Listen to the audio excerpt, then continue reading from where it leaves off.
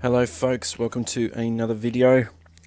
So today's video I think is the 7th in the new start series that I've been doing.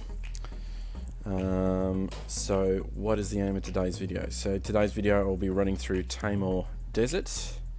So let's just get straight into that.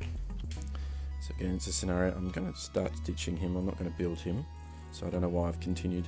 I'm going to start... The reason I continue is because I've got nothing better to use. So yeah, no, I'll continue using him for now. There we go.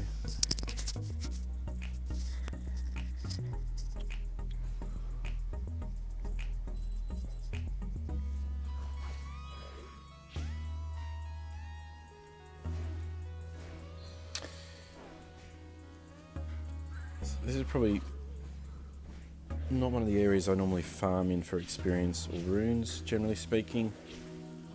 If I remember correctly, I believe this scenario drops Endure.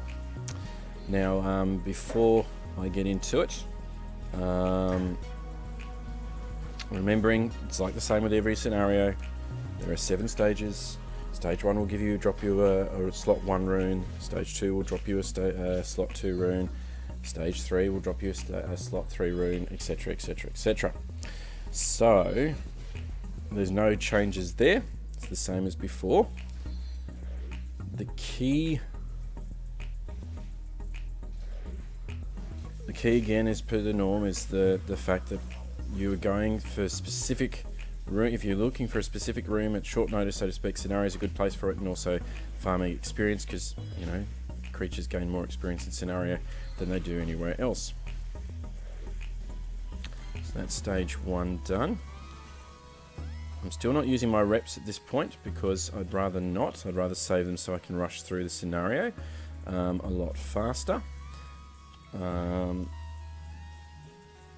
But having said that, if this was you're starting fresh without the Vampire Lord like I've got, I'd be saying that you should need your rep here. You'll need your rep. If you have still got no runes on your creatures, you'll need a rep. So that has not changed. Alright, so this is it's time. So what I should start doing though is explaining some of the buffs and debuffs, because you'll be seeing more of them at the moment. So the buffs and debuffs of my team you've seen before, but there was a buff before that looked like a little person running, and that's a speed buff.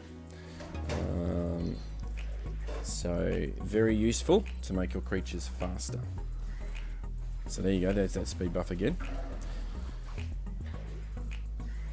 And it increases their attack gauge. The attack gauge, that blue line, tells me who's about to go next in line for their turn. And so having speed buff often means that you'll get your turn faster than the other creatures.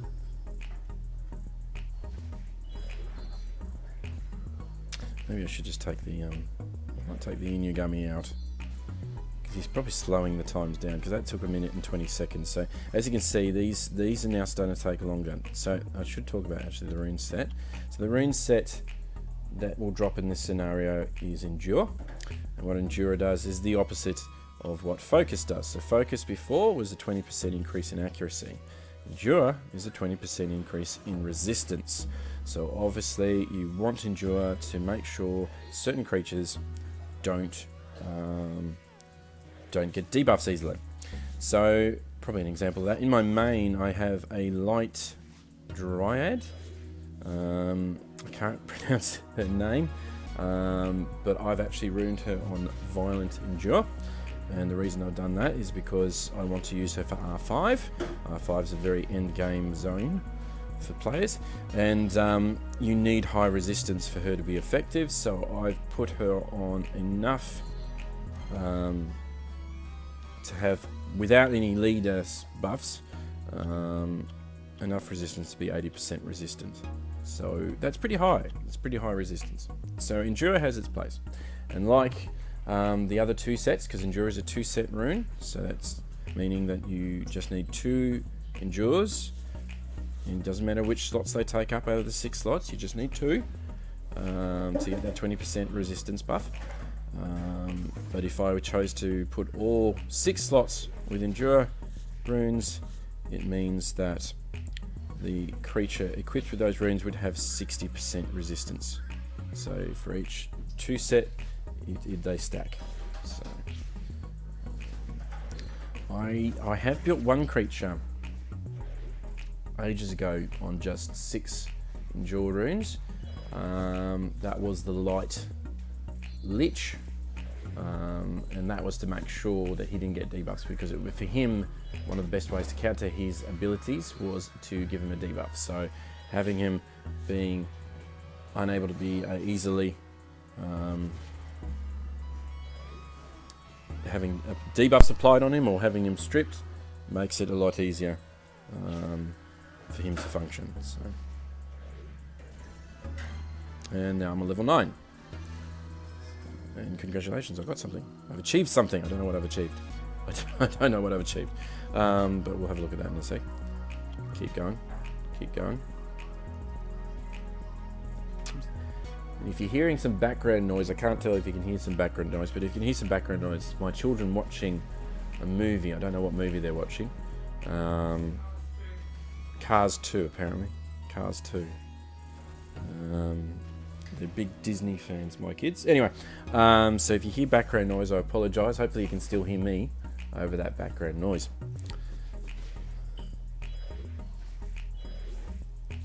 I think the next stage I'm going to start using reps, and that will start speeding this process up. Because there's not much else to really say about this zone. I don't often farm it. I know that other people sometimes farm here. I don't farm here, generally speaking. I think Endure is one of the least farmed runes by me. Doesn't mean it's not important, and doesn't mean I don't see its value. It's a very valuable set of runes, but I often am looking for more aggressive things. So Focus tends to get my attention. Swift tends to get my attention. Blade tends to get my attention, those type of runes. But anyway, we're almost finished this. Power along.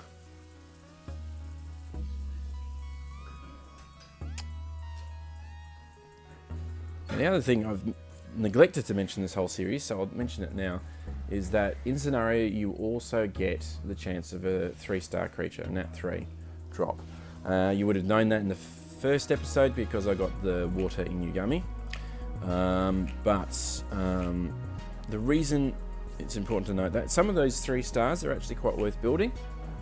So that's one, but also later down the track I'll introduce fusible mons, and to get some of the Nat 4 fusibles you'll be using Nat 3s, and pretty much all of the Nat 3s now for fusions are farmable, and a lot of them are farmable in Scenario. So a lot of the Nat 3s you pick up are fusible.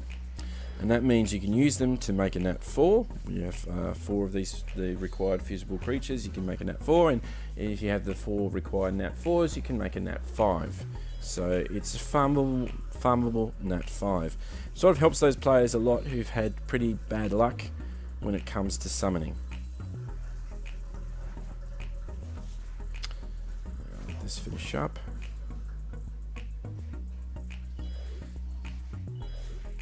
Almost done.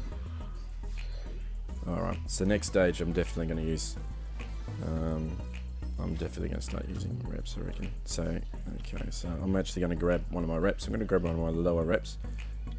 We'll use this guy. 2 Vampire Lords. What's better than 1 Vampire Lord, 2 Vampire Lords? Here we go. He's actually awakened, so I haven't awakened mine. So can you see that the 2, they're different in looks? So when you awaken a monster, it often looks different. And sometimes their skills are increased. Now in the case of Vampire Lord, his second skill is improved when he's awakened. So he does, I think, 3 hits, and he has an increased chance in applying those debuffs.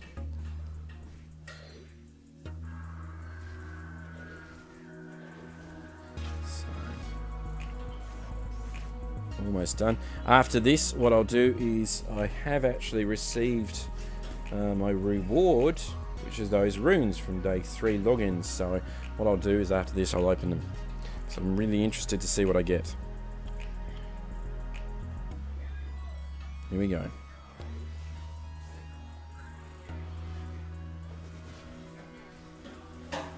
Done. Okay. So let's have a look at what the reward is. And that's what I get is a slot, a set of 6 fatal runes, 4-star. Now, is that a good reward at this stage of the game? Yes. In fact, I would suggest at this stage of the game, if you're still going through the scenario as quickly as you can, grab those 4 runes, grab that set of fatal runes, and equip them onto your Water Magic Knight. Now that won't stay as her rune set for very long, but it will help you progress further, a little bit faster. So I'm going to do that for the purpose of this video. I'm going to collect Fatal. So they're not really fantastic. They're all attack is the main stats. So I guess the key thing to point out, slots 1, 3 and 5, the main stat will always be the same. So slot 1 will always be flat attack, slot 3 will always be flat defense, slot 5 will always be flat HP, right? What I mean by flat is it means it's not a percentage. It's literally this number adds to the stats of the creature. Now slots 2, 4 and 6, however, so this is 6, they are different. Now they all can have flat attack, flat HP and flat defense. It's highly recognized in the Summoners War community that if you ever get a flat stat on slots 2, 4 and 6, generally you sell it. There's no point keeping it. You want percentages. The only flat stat you want is in slot 2 speed, but the rest are percentages. And slots 2 can give you speed. That's unique. You can't get speed on any other of the other slots as a main stat. Slot 4 will give you cry rate and cry damage, as well as that's the unique one, sorry, for slot 4. Slot 6, the unique ones are resistance and accuracy. Now all of them, all 2s, 4s and 6 can also have attack percentage, HP percentage and def percentage. So that's a very quick rundown, but generally speaking you do not want to keep flat stats on slots 2, 4 and 6. So with that said, let's see if I get any flat stats with these 3 runes. First one. It's not fantastic, but it's not bad. It's got a speed sub. Speed subs are always something highly sought after in this game, so I might build that. Def percentage 6-star. That's a brilliant rune. It could be better, but it's good for my stage in the game on this account. And that's alright too. It's not fantastic, but it's okay. We'll keep that. And yeah, so it didn't do too bad. Alright folks, thank you for tuning in, and I'll see you on the next episode. This is Karo signing off.